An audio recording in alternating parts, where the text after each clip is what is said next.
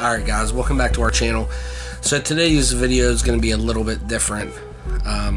It's going to be a sad video. If you don't want to watch this, if this is not your cup of tea, by all means just go and click off of this. So I wanted to tell this story for quite some time now. I've just never been ready to. So February 21st, 2014, I lost my mother, my best friend. I don't know how well I'm going to be able to tell you this story. It still bothers me to this day, and it's been over 3 years. So let's rewind a few years prior to her passing. She was a very sick lady.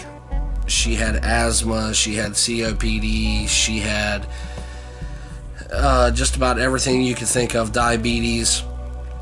She had had a heart attack. She had to have a triple bypass, and we thought, okay, well, she's got to have this triple bypass. They didn't know if she was going to make it. She ended up making it. She ended up pulling through. Everything was great. Everything was perfect. And then over time, her health was going a little off. She had went into the hospital a few times for pneumonia, double pneumonia. And this last time, she wasn't making sense. She was acting very loopy. She was forgetting things. We thought maybe it was Alzheimer's. We thought along those lines that was what was wrong with her. So she kept going into the hospital, and then they sent out tests. And they actually sent out one test off to a college. It was like a big medical deal. And basically what they were saying was it was meningitis of the brain.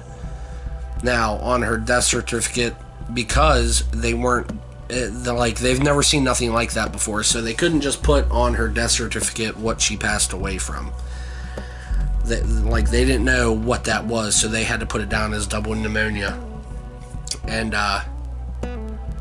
I tell you what, it was the hardest thing to watch. It was the hardest thing to go through. It was the hardest thing watching my father and our loved ones deal with what we had to deal with. There was days where, well, anyways, it got to the point to where she was getting very, very sick.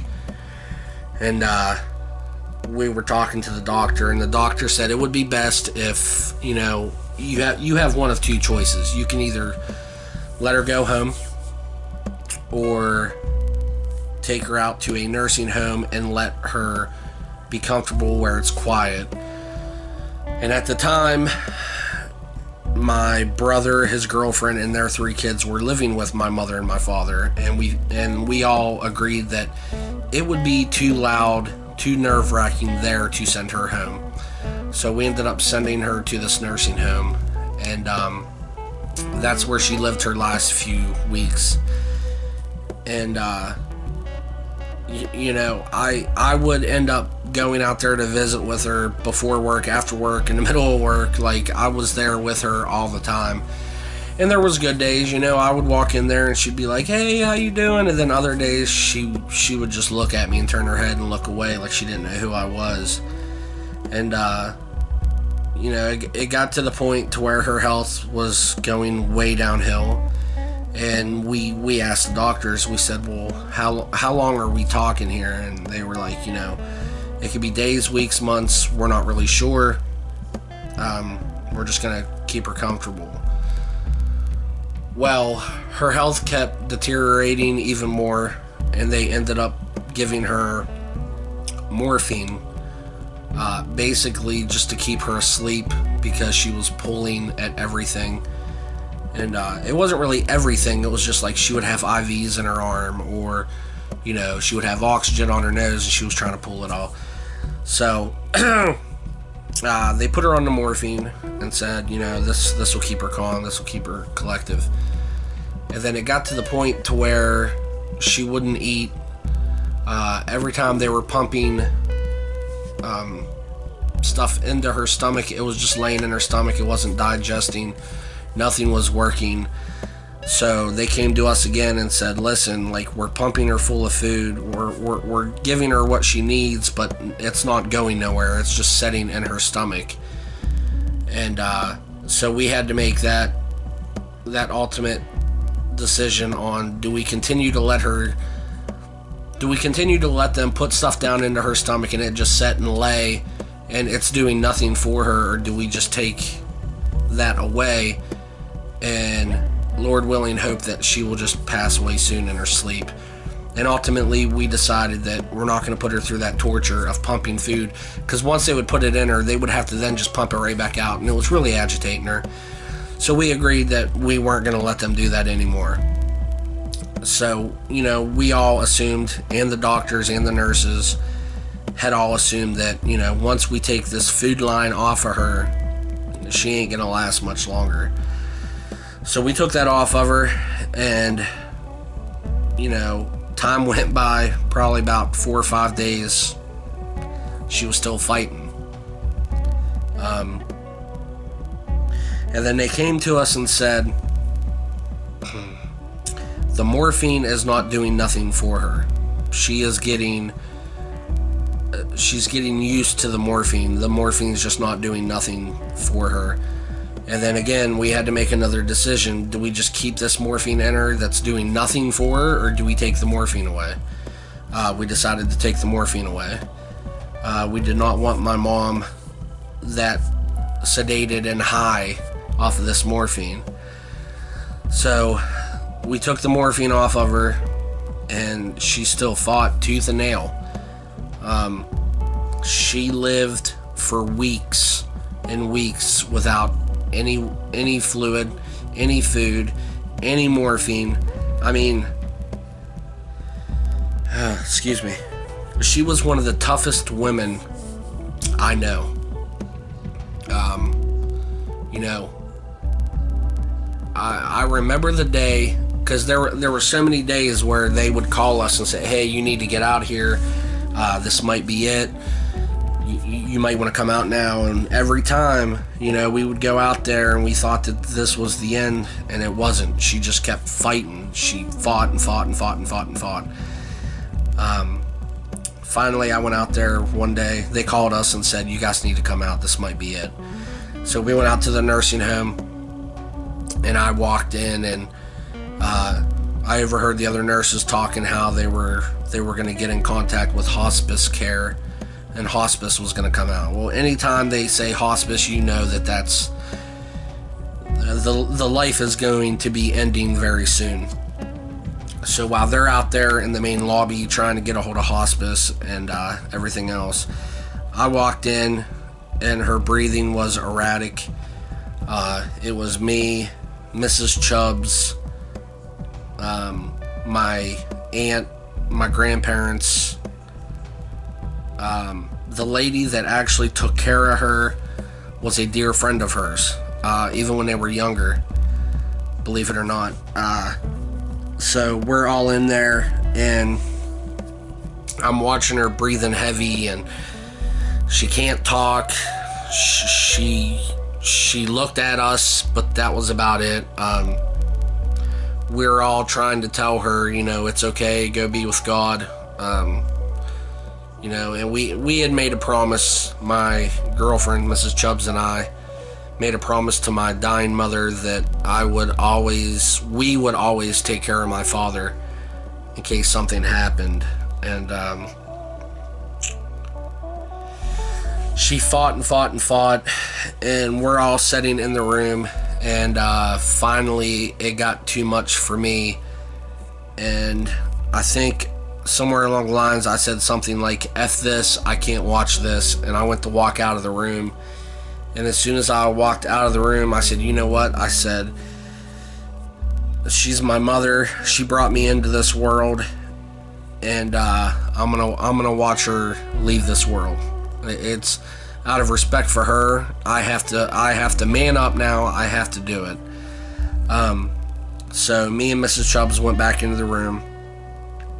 We said our goodbyes, and she looked over at Mrs. Chubbs, and she reached out and she grabbed Mrs. Chubbs' hand, and Mrs. Chubbs told her that, we're going to watch over your husband. I'm going to take care of your son, which she was talking about me. And not more than probably a minute or so later, she looked at Mandy. She took one last deep breath, and that was it. She passed away.